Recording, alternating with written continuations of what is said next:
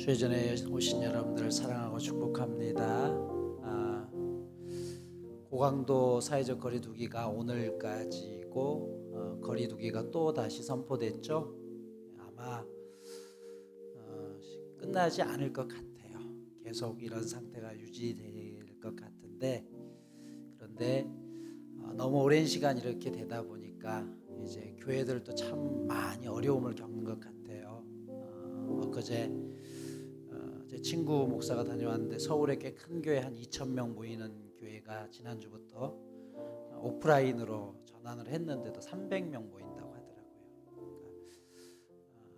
그러니까 저희 교회도 거의 2달 가까이 이러면서 이제 한 반토막 이렇게 났는데, 그러나 우리가 너무 두려워하지 마시되 영적으로 우리가 잘할 수 있도록 무너지지 않도록 각별히 더 유의하시고요.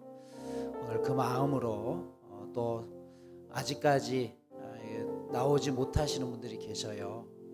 공무원들, 또 군인들, 교육자들 함께 온라인으로 예배 드릴 텐데 그분들도 조금만 더 힘을 내시고 오늘 하나님께서 우리 가운데 주실 은혜를 사모하면서 우리 함께 자리에서 일어나셔서 찬양하며 예배 가운데 나아갑니다.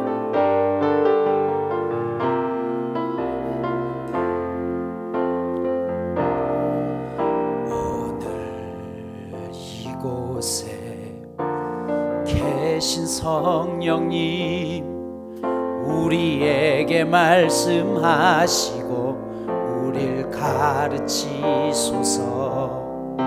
다친 우리 맘 열어주시고 주의 빛으로 밝혀 우릴 인도하소서. 오늘 이곳에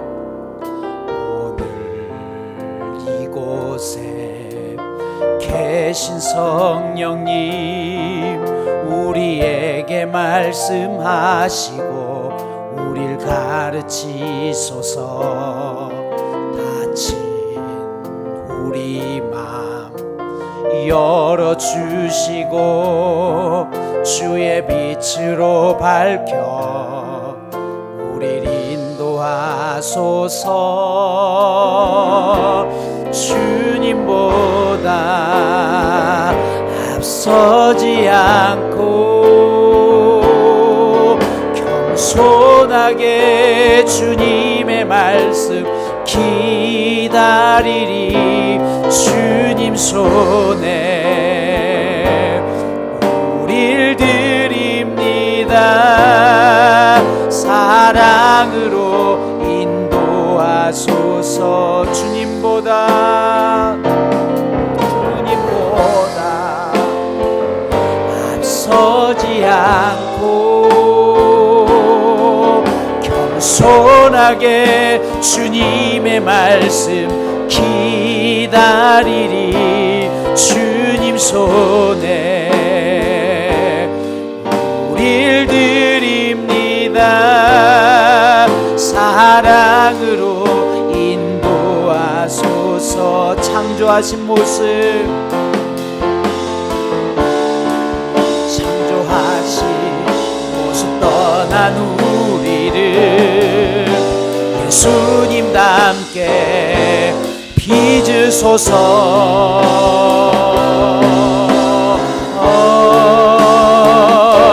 주님보다 앞서지 않고 겸손하게 주님의 말씀 기다리리. 주님 손에 우릴 드립니다. 사랑으로 인도하소서. 주님보다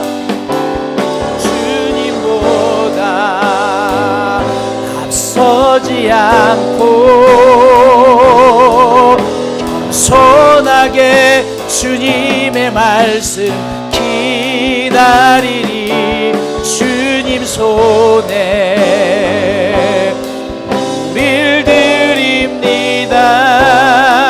사랑으로 인도하소서. 성령이여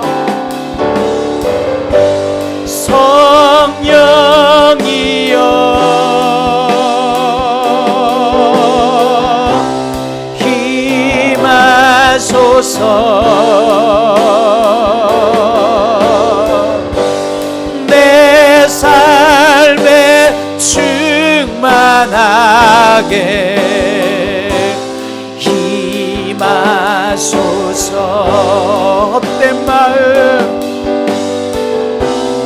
헛된 마음 모두 다 태우시고 나를 새롭게 하소서. 진리로 날 가르쳐 주셔서 내 영 자유롭게 하소서.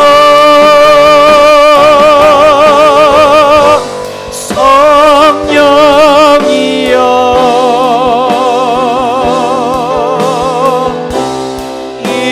임하소서.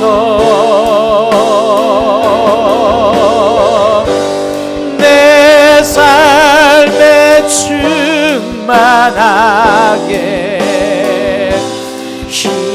임하소서. 다시 한번 성령이여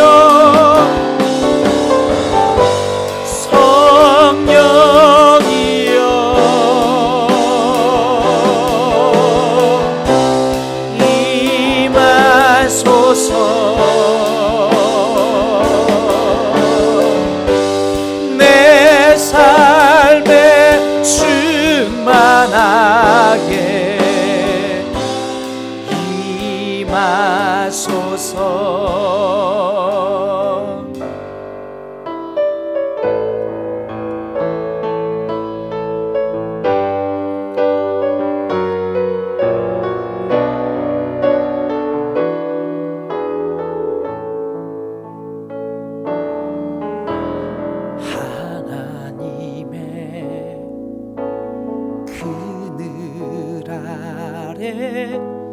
내 모든 것 다 내려놓고 나 잠잠히 주를 묵상하네.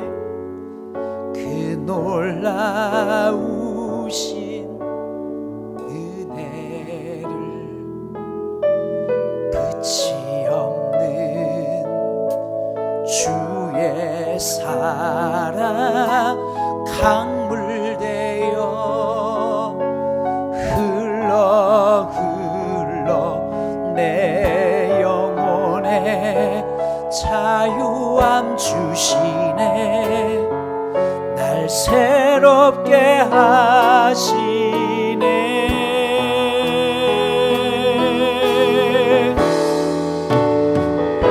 하나님 사랑 그 사랑 날 자유케 하네. 하나님 사랑 그 사랑 날 회복해 하네. 하나님의 그늘 아래 내 모든 것 다 내려놓고 나 잠잠히 주를 묵상하네. 그 놀라우신 은혜를 끝이 없는 주의 사랑 강물 되어 흘러 내 영혼에 자유함 주시네. 날 새롭게 하시네.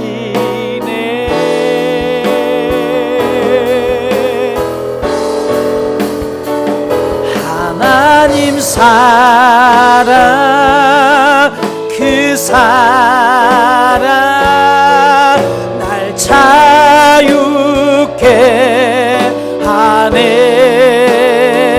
하나님 사랑 그 사랑 날 회복해 안에 하나님 사랑 하나님 사랑 그 사랑 날 자유케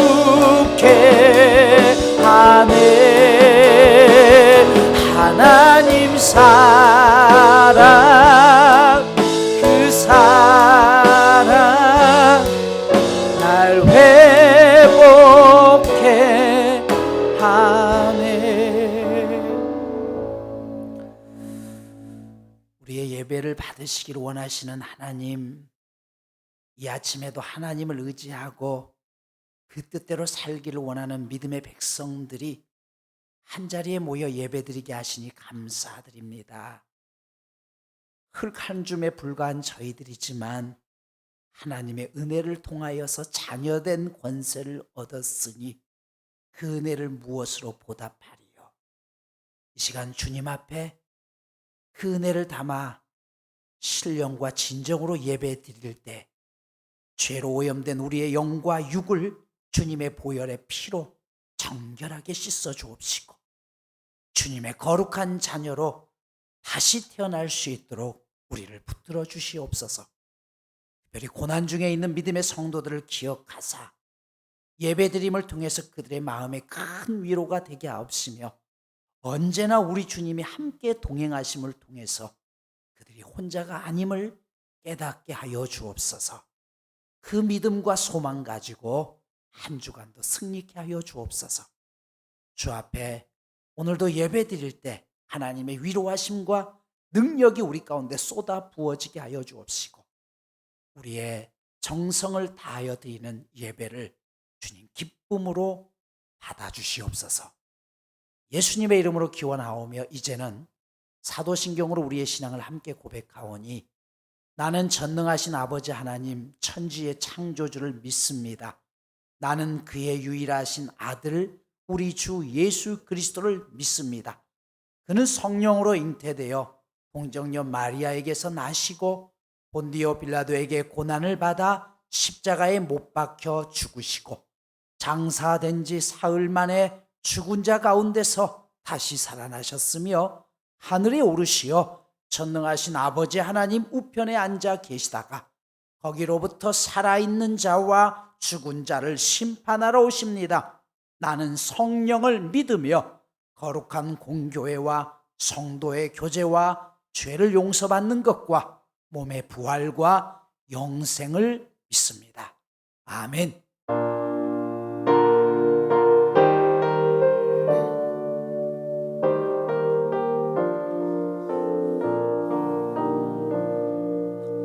너 근심 걱정 말아라 주 너를 지키리 주 날개 밑에 거하라 주 너를 지키리 주 너를 지키리 아무 때나 어디서나 주 너를 지키리 늘 지켜주시리 너 어려워 낙심될 때에 주 너를 지키리 위험한 일을 당할 때 주 너를 지키리 주 너를 지키리 아무 때나 어디서나 주 너를 지키리 늘 지켜주시리 너 쓸 것 미리 아시고 주 너를 지키리 구하는 것을 주시며 주 너를 지키리 주 너를 지키리 아무 때나 어디서나 주 너를 지키리 늘 지켜주시리 어려운 시험 당해도 주 너를 지키리 구주의 품에 거하라 주 너를 지키리 주 너를 지키리 아무 때나 어디서나 주 너를 지키리 늘 지켜주시리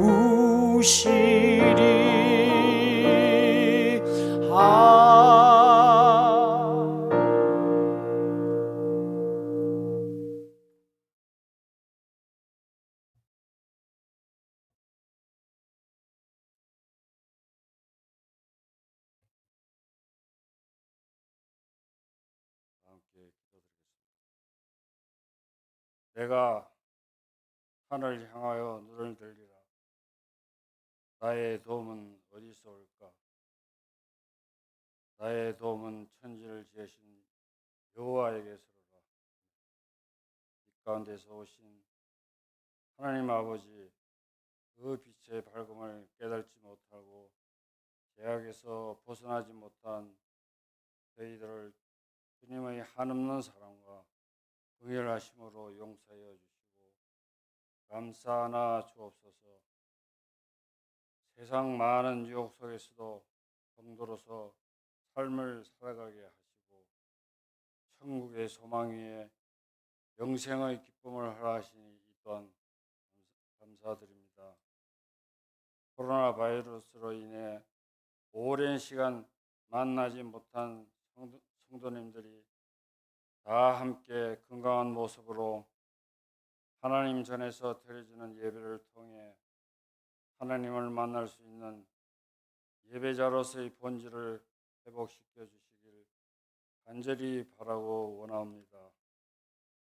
총선으로 선출된 나라의 지도자들이 개인의 사리 사욕을 버리고 정의와 진정한 국가의 백년 대계를 위하여 헌신봉사하는 참신한 지도자들이 되게 하옵소서. 바이러스로 인해 사회적으로 거리두기가 모든 생활 방식까지 바꿔놓은 이때 우리 신앙인의 가족들은 한껏 결속하여 믿음의 터전이 흔들리지 않게 성령님의 역사가 함께 하시길 간절히 바라고 원하며 환난에서 벗어나 근심이 없게 하여 주시옵소서. 고통의 시간 하나님의 손길 아래 교회를 지키신 목사님과 교역자들을 위하여 주옵시고 다 함께 하나님의 음성을 듣고 회개하며 순종하게 하옵소서. 이 모든 말씀 예수님의 이름으로 기도드립니다.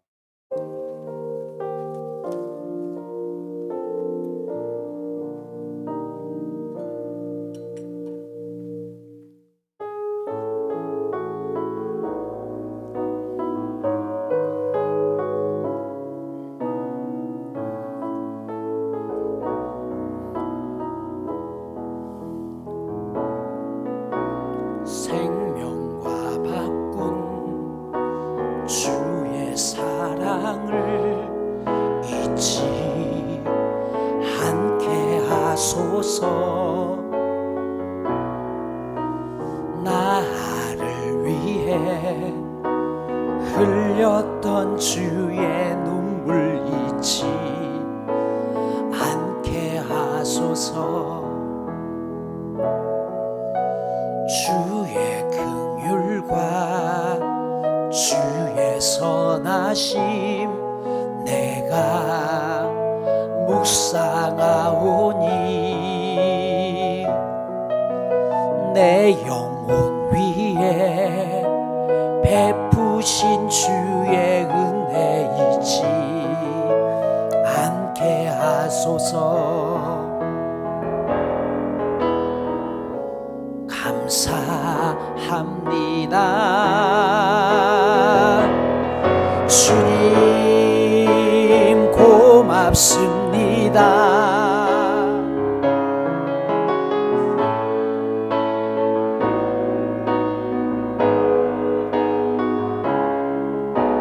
주 앞에서 예배합니다.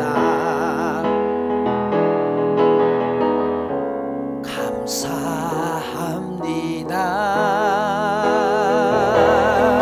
주님 고맙습니다. 그 사랑 때문에, 그 눈물 때문에 주 앞에서 예배합니다. 세상 속에 살면서도 하나님의 자녀된 본분을 잊지 않게 하시고 오늘도 주 앞에 나와서 예배드리게 하시니 감사드립니다. 하나님, 우리가 언제든지 마음만 먹으면 예배드릴 수 있지 알았습니다. 그러나 내 뜻대로 되는 것이 아무것도 없음을 고백합니다. 하나님이 허락하셔야지만 우리의 호흡도 우리의 예배도 하나님 앞에 드려줄 수 있음을 고백합니다. 주님께서도 이 시간 그 마음으로 주 앞에 우리의 전심을 드리게 하시고 우리의 모든 것을 하나님 앞에 드리게 하시니 감사드립니다. 사랑과 진리와 소망을 담아서 하나님 앞에 정성껏 드리는 이 예물을 받아주소서. 그리고 그들의 마음 속에 하나님의 위로하심과 하나님이 주시는 평안으로 가득 채워 주시옵소서. 예수님의 이름으로 감사하며 기도드리옵나이다. 아멘. 교회 소식 전합니다. 주보를 참조하시기 바랍니다. 코로나19로 멈춰진 기간 동안 3.11 운동을 계속해서 진행했습니다. 30분 성경 읽고 10분 기도하고 또 주중에 한 번씩 예배드리기 운동에 동참해 주신 분들이 계신 것 같은데 다음 주에 시상하도록 하겠고요. 동산지기와 또 동산에 속해 있지 않는 분 중에 함께 했던 분들은 저에게 말씀해 주시면 감사하겠습니다. 내일부터 금요 예배를 제외한 모든 모임과 예배는 다시 시작합니다. 앞에서도 말씀드렸지만 코로나19가 쉽게 끝나지 않을 거예요. 아마 의사들은 하반기에 다시 유행할 수도 있다라고 이야기하는데 그래도 우리가 할 일들은 조심하면서 해야겠지만 진행을 하려고 합니다. 기억하시고 함께 동참해 주시고 너무 무서워하지는 마시되 우리가 각자 잘 관리하시길 부탁드리겠습니다. 5월 17일부터 7주간 동안 행복동산을 진행 예정입니다. 이 상태로 계속해서 조금씩 줄면 가능할 텐데 혹시라도 또 도중에 많은 확진자가 나타나게 되면 뒤로 좀 밀릴 수도 있지만 다시 시작한다는 마음으로 앞에 현수막이 바뀌었죠? 리셋 시키겠습니다. 리스타트, 리바이벌 다시 시작한다는 마음으로 개척 10주년을 맞이하면서 이제 열어가려고 합니다. 함께 동참해 주시길 부탁드리겠고요. BMC 연합집회 빌트 무브먼트 커미티라는 BMC가 뭐냐 하면 3월 1일부터 모든 게 멈춰 있는 동안 5교회 목사님들이 모여서 매주 모여서 기도하면서 공부하면서 조직했습니다. 공두천 송내교회, 양주교회, 그리고 옥정에 있는 옥토교회, 그리고 저희 교회, 그리고 서울에 있는 성은 감리교회 5교회 목사님이 모여서 어떻게 교회를 세워나갈까. 기본이 계속해서 흔들리다 보니까 많은 아픔들이 있고 그래서 연합합시다. 5개의 분과를 만들어서 하나씩 그래서 여름 수련회도 중고등부 아이들이 없으면 그 교회에서 자체적으로 하는 게 아니라 5교회가 함께 와서 선생님들, 목사님들이 전부 다 함께 행사하고 함께 그렇게 교회를 세워나갑시다. 그래서 지금 막 시작한 개척교회부터 시작해서 또 수십 년 된 교회들까지, 또 우리 교단뿐만 아니라 함께 원하는 감리교 교회단까지 해서 그것을 지난 2달 동안 준비했습니다. 그리고 그 시작을 첫 연합 집회를 통해서 시작하려고 합니다. 6월 1일부터 3일 동안 좋은 강사분들 모셔서 함께 연합하면서 우리 아동부나 중고등부, 청년부도 마찬가지고 어른들도 마찬가지고 인카운터 성령 수행이라든지 이런 부분에 있어서도 혼자 하기 힘든 교회들을 우리가 같은 마음으로 섬기기로 했습니다. 기억하시고 기도해 주셔서 이 기간을 통해서 5개의 교회가 정말 단단하게 세워지고 또 영적으로 일어날 수 있는 기간이 될 수 있도록 기도해 주시고요. 이 자세한 내용은 제가 다음 주 설교 시간을 통해서 말씀을 드리도록 하겠습니다. 5월 첫 주부터 주일 1부, 2부 예배로 진행됩니다. 다음 주까지는 11시 예배 한 번만 드리게 되고요. 식사도 5월 첫 주부터 제공된다는 것 기억해 주시기를 부탁드리겠습니다. 오늘 우리에게 주신 하나님의 말씀은 에베소서 4장 11절에서 16절 말씀입니다. 에베소서 4장 11절에서 16절 제가 봉독해 올리겠습니다. 그가 어떤 사람은 사도로, 어떤 사람은 선지자로, 어떤 사람은 복음 전하는 자로, 어떤 사람은 목사와 교사로 삼으셨으니 이는 성도를 온전하게 하여 봉사의 일을 하게 하며 그리스도의 몸을 세우게 하심이라. 우리가 다 하나님의 아들을 믿는 것과 아는 일에 하나가 되어 온전한 사람을 이루어 그리스도의 장성한 분량이 충만한 데까지 이르리니 이는 우리가 이제부터 어린아이가 되지 아니하여 사람의 속임수와 간사한 유혹에 빠져 온갖 교훈의 풍조에 밀려 요동하지 않게 하려 함이라.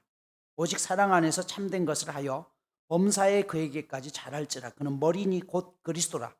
그에게서 온 몸이 각 마디를 통하여 도움을 받음으로 연결되고 결합되어 각 지체의 분량대로 역사하여 그 몸을 자라게 하며 사랑 안에서 스스로 세우느니라. 아멘. 에베소서는 교회론이라고 했어요. 사도 바울이 교회란 무엇인가 에베소서를 통해서 우리 가운데 계속 말씀하는데, 고린도전서 12장에서 사도 바울은 우리의 몸에 골고루 지체를 주셨다고 했죠. 교회는 예수님의 몸이고 각 여러분들이 지체가 되듯이 몸을 예시로 줬다고 했어요. 자, 몸이 있지만 손과 발, 눈, 코, 입 다 다른 지체를 준 이유가 무엇이에요? 첫 번째로 성경에 분쟁이 없게 하기 위해서. 두 번째, 강한 자가 약한 지체를 도우라는 것이에요. 여러분, 오른손이 다치면 왼손이 조금 더 해주면 되는 거죠. 교회도 마찬가지잖아요. 교회 안에도 주님의 몸된 지체로서 우리가 주신 것은 한 지체만 너무 애쓰다 보면 탈진하고 쓰러집니다. 그래서 그것들을 함께 도와가라는 의미에서 하나님은 여러 지체를 주셨다라고 했어요. 그러면서 지난 시간에 말씀드렸는데 비싼 악기를 잘 보관하는 방법은 뭐라고 했어요? 그것을 그냥 땅속에 묻어두고 어느 공간 안에 진공 상태로 밀폐하는 게 아니에요. 비싼 악기를 가장 잘 보관할 수 있는 방법은 그것을 가장 잘 연주할 수 있는 사람에게 주는 거라고 했죠. 그게 가장 좋은 거예요. 반면에 그것을 제대로 연주하지 못한 사람에게 주면 악기가 망가진다라고 했어요. 저희 어머니가 시골에 오래 계시면서 형제들에게 이야기도 하지 않고 노인네가 집이 좀 망가졌다고 집을 고치겠다고 야산이 하나 있었는데 4,000평을 팔으셨어요. 얼마에 파신지 아세요? 600만 원.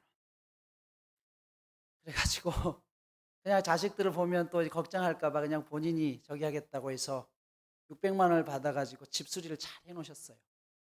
그리고서 편찮으셨지 뭐예요? 그리고서는 서울에 오셔서 병원에도 계시고 여기저기 자녀들 집에 다니시다가 2년 전에 돌아가셨어요. 그리고 이제 작년에 그곳에 가봤더니 집이 다 무너졌어요. 결국은 땅만 없어졌어요. 왜 이 말씀을 드리냐? 여러분, 아무리 좋은 집을 지어도 그 집을 가장 잘 관리할 수 있는 방법은 뭐예요? 사람이 들어가서 깨끗게 하는 것이에요. 그냥 놔두면 그게 아무도 안 쓰니까 오래 갈 것 같은데 그렇지 않다는 것이에요. 반면 집을 너무 지저분하게 쓰는 사람들이 하면 어떻게 해요? 집이 망가지죠. 하나님께서 우리를 불러주신 이유가 바로 여기에 있다는 것이에요. 예수 그리스도의 십자가의 능력을 아는 사람들에게 이 일을 맡겨야지만 주님의 사역이 빛이 나는 것이에요. 세상 사람들에게는 예수님의 십자가의 죽음은 헛된 죽음이에요. 아무런 의미가 없어요. 그들에게 맡겨도 이 일을 감당하지 못한단 말이에요. 그래서 하나님께서는 하나님의 사랑을 받아들인 저와 여러분을 부르셔서 너희가 내 몸의 지체가 되라라고 불러주셨다는 것이에요. 그럼 이게 에베소서의 이야기입니다. 그리고 그러면서 그냥 부른 게 아니라 에베소 4장 7절에 보면 각 사람에게 그리스도의 선물의 분량대로 은혜 주셨다고 했어요. 각 사람에게. 여기 은혜라는 말은 뭐라고 했어요? 봉사하기 위해 주신 은혜라고 했어요. 그러니까 하나님이 나를 부르셔서 은혜 주신 이유는 나뿐만 아니라 그 은혜를 가지고 연약한 자를 도우라는 것이에요. 자, 이렇게 주신 은혜의 선물을 통해서 나타나게 된 게 뭐냐면 오늘 말씀드리고자 하는 직분입니다.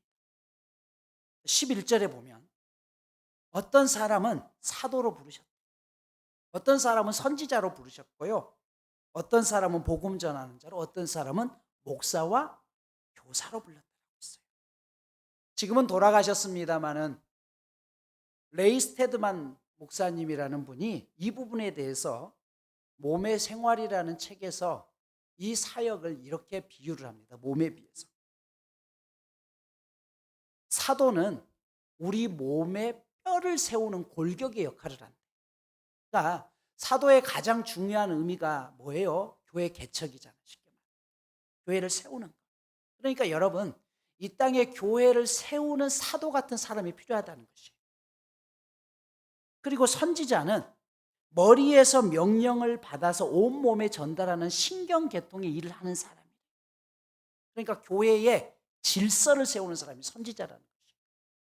잘못된 것을 제대로 가르치고 말씀을 가르치고 이게 선지자래요. 그 다음에 나오는 전도자는 뭐예요? 전도자는 소화계통을 담당하는 것이래요. 음식을 먹어서 뼈를 살리고 몸을 채우는 것. 그러니까 밖에서 음식을 취해서 몸의 한 부분이 되게 하는 역할인데 전도자는 뭐예요? 교회만 세워놓고 있으면 교회가 제대로 서나요? 밖에 나가서 안 믿는 사람들을 전해서 데려오는 역할을 전도자가 하는 것이죠. 우리 몸도 마찬가지라는 것이죠. 그리고 네 번째, 목사와 교사는 이제 이 채워진 사람들을 어떻게 해요? 말씀으로 온 몸으로 퍼지게 하는 것. 그래서 이 목사와 교사의 역할은 피를 온 몸으로 전달하도록 순환 계통을 담당하는 사람이라고 이야기합니다. 여러분, 가르치는 것도 중요하고 전도하는 것도 중요하고 누군가가 교회를 세워야 되는 것이죠. 어떤 게 더 중요하고 덜 중요하다고 말할 수 있어요? 아니라는 거죠. 어느 하나 빠져서는 안 되는 것이에요. 어느 목사님이 교회에 출석하다가 교회 출석을 중단하고 있는 교우에게 쓴 권면의 편지에 대한 답장을 받았다고 해요. 이런 내용이었다고 하죠. 목사님, 교회 안에서 다니다 보니까 상처도 많고 그런데 꼭 신앙생활을 해야 되고 신앙생활을 위해서 교회 출석을 해야 되고 봉사를 해야 되느냐, 그냥 집에서 예배드리면 안 되느냐. 저는 요즘 혼자만의 그 시간을 통해서 하나님과의 관계를 잘 만들어가고 있는데 이건 안 되는 겁니까? 그러자 목사님이 이런 답장을 보냈다고 하죠. 불가능한 것은 아닙니다. 그러나 이런 경우를 한번 생각해 봅시다. 군대에서 훈련이나 소집에 불응하는 군인이 정상일까요? 세금을 내지 않고 투표하는 시민이 정상이라고 할 수 있을까요? 베이스 캠프 없이 등산하는 등산가가 정상일까요? 병원 없이 치료를 구하는 환자가 정상일까요? 학교나 스승이 없는 학생이 정상일까요? 벌집 없이 날아다니는 벌이 정상일까요? 팀을 생각하지 않는 축구 선수가 정상일까요? 살아갈 수는 있지만 그러나 왜 다 그 조직 안에 속해 있느냐는 것이에요. 오늘 본문은 사도 바울이 이 부분을 우리 가운데 이야기해요. 여러분 집에서 온라인으로 예배 드리면 안 되나요? 됩니다. 가능해요. 그런데 사도 바울이 왜 꼭 교회에서 나와야 되느냐? 와서 함께 예배 드려야 되느냐? 이 부분에 대해서 한마디로 이야기하냐면 몸을 세워야 돼. 몸만 딸랑 놔두고 지금 다 지체들이 따로 있잖아요. 손은 손대로 열심히 해요.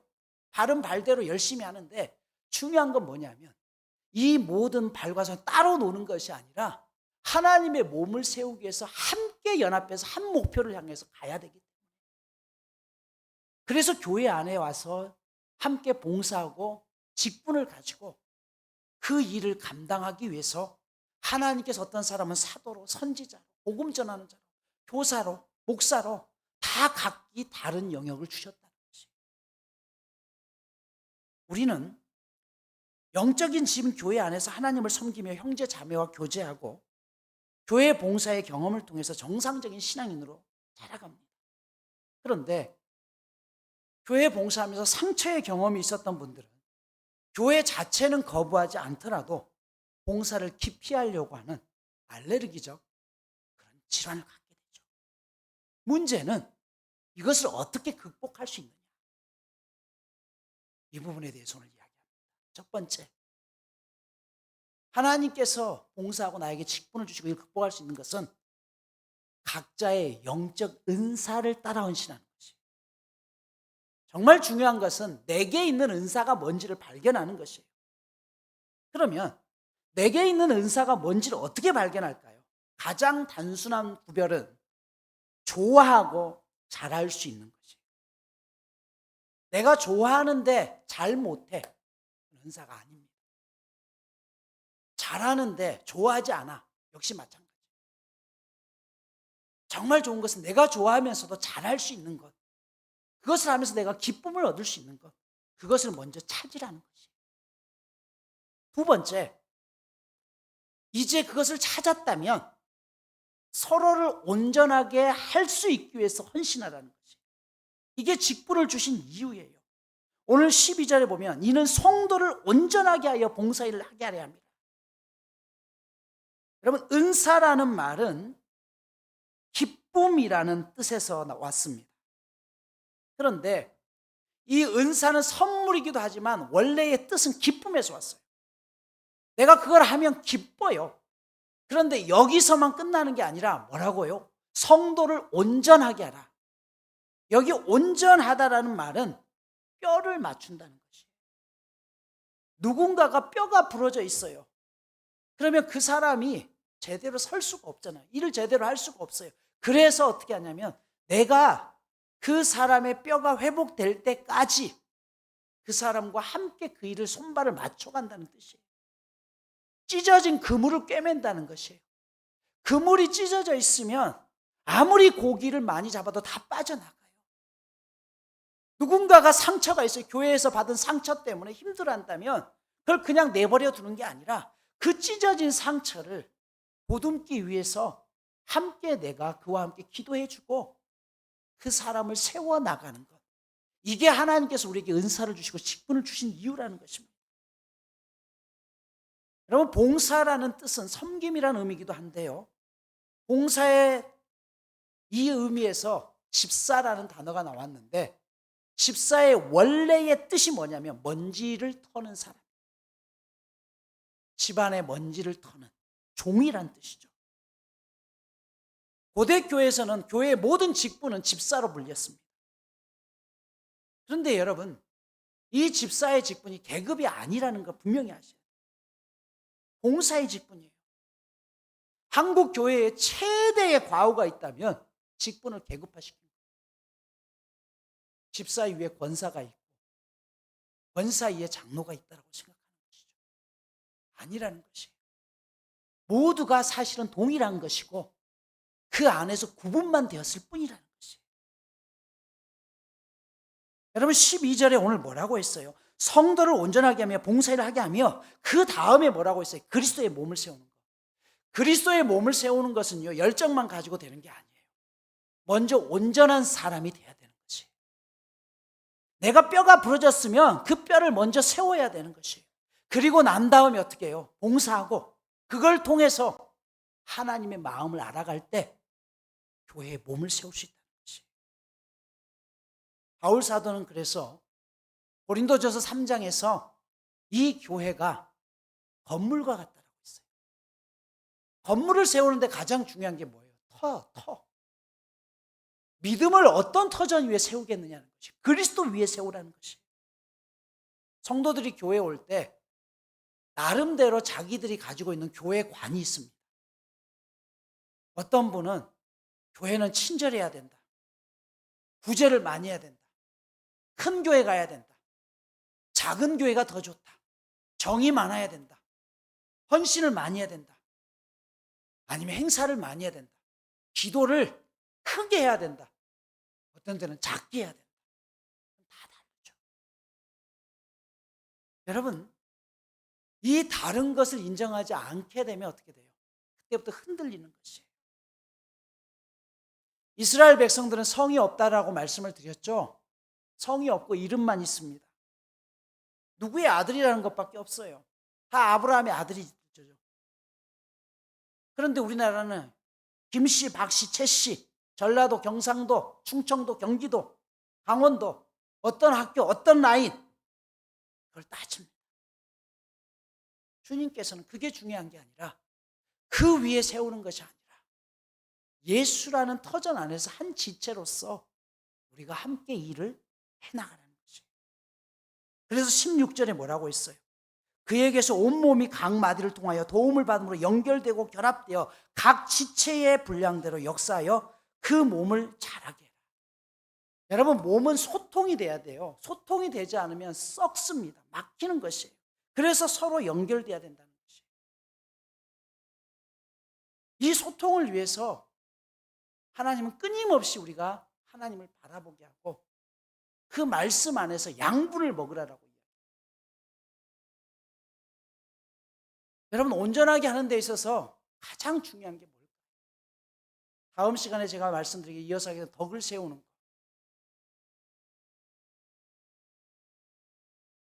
레위기에 보면 제사장 위임식을 한다고 했죠. 위임식을 할 때 어떻게 하라고 했어요? 송아지를 잡아서 그 피를 제사장의 오른쪽 깃뿌리에 먼저 바르죠. 그리고 그 다음에 엄지손가락 오른쪽, 그 다음에 오른쪽 엄지발가락에. 무슨 의미라고 했어요? 들어야 될 것만 들어라. 네 손으로 만져야 될 것만 만지고 네가 가야 될 것과 가지 말아야 될 것을 구분할 수 있어야 돼요. 그런데 눈에는 안 발랐네요. 왜 눈에는 바르지 않았을까요? 네가 볼 것만 봐라. 여러분, 우리가 신앙생활하면서 하나님 앞에 얼마나 많은 기도를 해요. 내 눈으로 보고 싶습니다. 그런데 여러분, 신앙은 보는 게 아니에요. 듣는 겁니다. 자꾸 우리는 뭔가 증거를 보여달래요. 하나님이 살아계시고 역사하신 증거를 내 눈으로 보기를 원합니다. 이게 이루어져야 됩니다. 그게 아니라는 것이죠. 보는 것보다 더 중요한 게 뭐냐면 듣는 거예요. 그래서 믿음은 들음에서 난다는 거죠. 무슨 말이에요? 온전하게 서가기 위해서 내가 들어야 될 것과 듣지 말할 것을 구분할 수 있어야 돼요. 왜요? 자꾸 흔들리는 것이에요. 그럴 때는 끊어낼 수 있어요. 보는 것보다 더 중요합니다. 내 손으로 하나님, 그리고 난 다음에 내 손과 발이 움직이는 것이에요. 주님은 우리에게 이것을 이야기합니다. 사역을 하면서 왜 많은 사람들이 상처를 받는가? 많은 얘기들이 들리기 때문에 끊어낼 수 있어야 됩니다. 그래서 세 번째로 반드시 영적으로 자라는 것. 전에 한번 말씀드린 적이 있는데요. KBS 뉴스에서 현장 추적 시간에 일산 신도시에다가 많은 예산을 들여서 가로수를 다 바꿨대요. 그때 보도가 된 내용이죠. 그런데 나무들이 자꾸 죽어가더래요. 영양제도 줘보고 물도 줘보고 거름도 주고 하는데 자꾸 죽더래요. 안 되겠다 싶어가지고 포크레인을 갖다가 그것을 통째로 파봤대요. 그랬더니 나무를 캐서 옮기는 과정 속에 흙이 떨어지지 말라고 밧줄로 꽁꽁 묶어놨는데 작업을 하는 사람이 귀찮아서 그걸 하나도 안 푼 거예요. 그대로 묶어놓은 상태에서 땅속에 묻은 거죠. 그러니까 뿌리가 자라지 못해서 죽는 거예요. 그날 심었던 나무 전체가 다 뽑아냈습니다. 여러분, 가로수가 물을 주고 아무리 거름을 줘도 죽어가는 이유는 그 내면이 죽어있기 때문에, 뿌리가 죽어있기 때문에 보이지 않는 거죠. 우리가 하나님과의 관계가 끊어지는 순간 우리는 죽어요. 여러분, 우리는 하나님의 지체이기 때문에 얼마 동안은 살 수 있다니까요. 온라인으로 예배 드릴 수 있고 집에서도 얼마 동안은 내 지체가 살 수 있어요. 그런데 시간이 흐르면 흐를수록 말라 죽습니다. 세상의 평안과 하나님이 주신 평안의 차이가 뭔지 아세요? 너희는 세상의 평안을 원하지만 내가 주는 평안은 세상이 주는 평안과 다르다라고 했어요. 세상의 평안은 없을 때 있고 하나님의 평안은 있을 때 있습니다. 무슨 말이냐? 세상은요, 문제가 없어야 돼요. 어려움도 없어야 되고 나를 괴롭히는 사람도 없어야 되고 이게 해결돼야 돼요. 전부 해결이 돼야 돼요. 그럴 때 나는 평안이 있다고 그래요. 그런데 예수 믿는 사람들의 평안은 그게 아니에요. 그 환경이 여전히 있을지라도 그때 예수님이 나와 함께 하심을 믿으면 그 문제보다 그 환경보다 크신 주님 때문에 하나님이 주시는 평안 가운데 거할 수가 있는 것이죠. 여러분, 주님은 우리가 예수를 믿을 때 세상의 모든 문제를 다 없애버리겠다고 한 적이 없어요. 교회 안에 왔는데 문제가 없을 수가 없어요. 그런데 그때 우리가 이겨낼 수 있는 방법은 뭐냐는 것이, 주님과 연결되고 영적으로 자라나면 되는 것이죠. 시편 27편하고 28편은 다윗이 자신의 아들이었던 압살롬에게 왕권을 뺏기고 맨발로 도망가면서 지었던 시입니다. 27편의 시작은 이렇게 얘기를 해요. 여호와는 나의 빛이요 나의 구원이시니 내가 누구를 두려워하리요. 여호와는 내 생명의 능력이시니 내가 누구를 무서워하리요. 지금 다윗의 상황이 어떤 상황인지 아세요?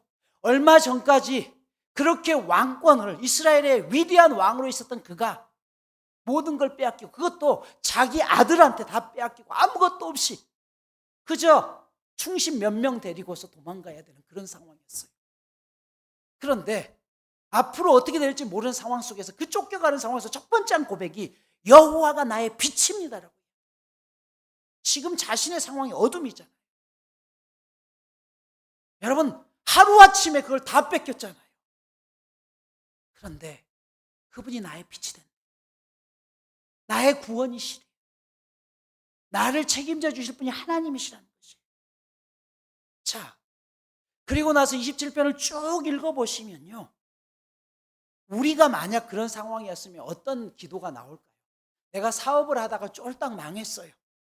그럼 하나님 앞에 뭐라고 기도하겠어요? 하나님, 내 사업 좀 잘 되게 해주세요. 그거 아니겠어요? 내 자녀가 아프면 내 자녀 좀 잘 되게 고쳐주세요. 그런데 다윗도 그렇지 않을까요? 왕권을 빼앗겼으니 하나님 아시죠? 내가 얼마나 하나님 사랑하는지 아시잖아요. 그러니까 저 자식놈 빨리 군대 다 물리치게 하고 내가 이 전쟁에서 이겨서 다시 왕권을 복귀해서 이스라엘의 왕으로서 하나님이 맡겨주신 최선의 사명을 감당하게 해주세요. 그렇게 기도해야 되는 거 맞죠? 그런데 27편을 읽어도 단 한마디도 그런 기도가 안 나와요. 그가 뭐라고 한지 아세요? 4절에 보면 처음에 여호와는 나의 빛이요 구원이시여 내가 누구를 두려 쭉 하다가 4절에 이렇게 고백해요. 내가 여호와께 바라는 한 가지 일, 그것을 구하겠습니다. 내가 하나님 앞에 정말 이 순간에 딱 한 가지만 기도할게요. 곧 내가 내 평생에 여호와의 집에 살면서 여호와의 아름다움을 바라보며 그의 성전에서 사모하는 그것입니다.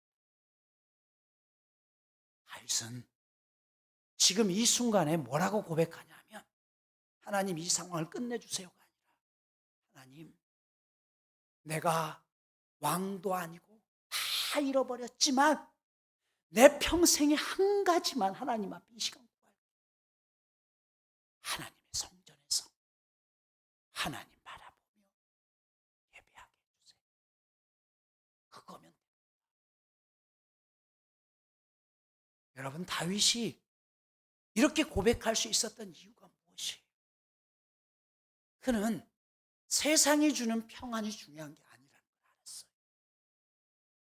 자신에게 있어서 가장 큰 평안은 그 상황 속에서도 하나님만 계시면, 지금까지 내 힘으로 한 게 아무것도 없다는 걸 알았기 때문에 하나님이 계시면, 나보다 나를 더 잘 아시는 하나님께서 내 모든 걸 책임져 주실 거라는 믿음 때문에 하나님 한 분이면 돼요. 환경을 뛰어넘는 믿음이 있었습니다. 여러분, 그래서 예수님께서 요한복음 15장 4절에서 뭐라고 했어요? 내 안에 거하라. 내 안에 거하라. 나는 포도나무요 가지니 그가 내 안에, 내가 그 안에. 너희가 나를 떠나서는 아무것도 할 수 없고, 사람이 내 안에 거하지 않으면 가지처럼 밖에 버리워지나니 사람들이 그것을 모아다가 불에 던져 살라버릴 것이다. 사랑하는 여러분, 오늘 사도 바울이 이야기합니다. 사랑을 아는 여러분들을 불렀습니다. 여러분들이 하나님의 사랑이라는 악기를 가장 잘 연주할 수 있는 자들, 그리고 여러분들을 부르셔서 은사를 주셨습니다. 그 은사를 주신 이유가 무엇입니까? 온전하게 하기를 원합니다. 연약한 자를 세워주십시오. 그리고 여러분들이 서로 연합해서 주님의 몸을 이루어 주옵소서. 그래서 여러분들이 이 땅 가운데서 하나님의 영광을 드러내는 자로 살아야 되는 것입니다. 그러기 위해서 그리스도의 장성한 분량에까지 이르도록 끊임없이 노력하시고, 그 일을 통해서 나의 몸을 이 땅 가운데 여러분들이 헌신함으로 도와서 세워주십시오. 이것이 사도 바울이 오늘 우리에게 직분을 주시고 우리를 부르신 이유라고 말씀하고 있습니다. 여러분, 이처럼 중요한 사명이 우리에게 있습니다.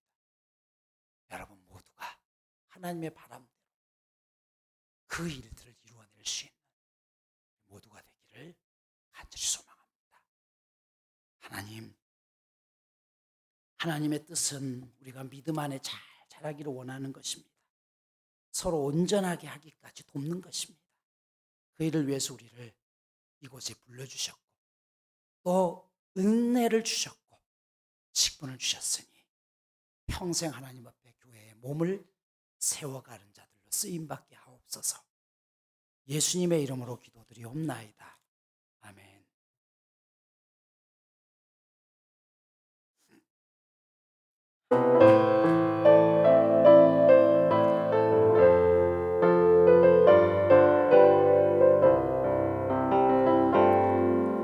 여호와는 너에게 복을 주시기를 원하며 너를 지키시기를 원하시며, 여호와는 그 얼굴을 너를 향하여 드사 은혜와 평강 주시기 원하노라. 너를 보배롭고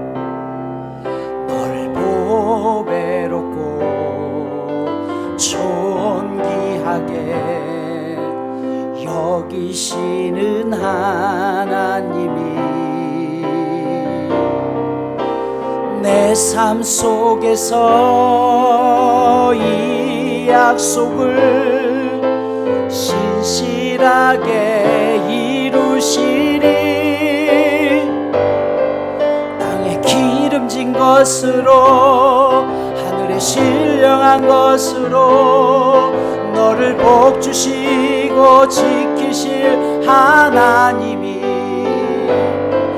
너의 영원 잘 되도록 은혜 베푸시며 평강으로 인도하시리. 기도합니다. 하나님의 뜻 가운데 지난 10년 동안 함께 썼던 우리 권사님 집사님 가정을 이제 파송합니다. 주님, 어느 곳에 있든지 또 다른 곳에 가셔서도 정말 주님 앞에 끝까지 헌신하는 자 되게 하여 주옵시고, 우리 권사님의 기도와 또 우리 집사님의 그 헌신이 주 앞에 더 아름답게 해와 같이 빛나게 하여 주시옵소서. 하나님, 말할 수 없는 섭섭함이 있지만 그러나 주님께서 남은 성도들에게 위로함을 주옵시고, 주님 이들의 삶이 어느 곳에 있든지 들려오는 소식들이 복되고 아름다운 소식들이 전해짐을 통해서 만날 때마다 다시 기쁨 안에서 소망을 품게 하여 주옵소서. 이들의 가정이 믿음 안에 더 든든하게 서갈 수 있도록 두 손 들어 축복하여 주시옵소서. 이제는 우리 주님 예수 그리스도의 은혜와 하나님 아버지의 지극하신 사랑과 성령님의 역사하심이 함께 교회를 세워나가기 위해 직분을 받고 은혜의 자리에 서가며 주님 앞에 헌신하겠습니다 결단하는 생명나무교회 모든 성도들 머리 위에 이제 또 다른 교회를 향해서 떠나가는 사랑하는 우리 권사님 가정 위에 이제로부터 영원까지 함께 있을지어다. 아멘.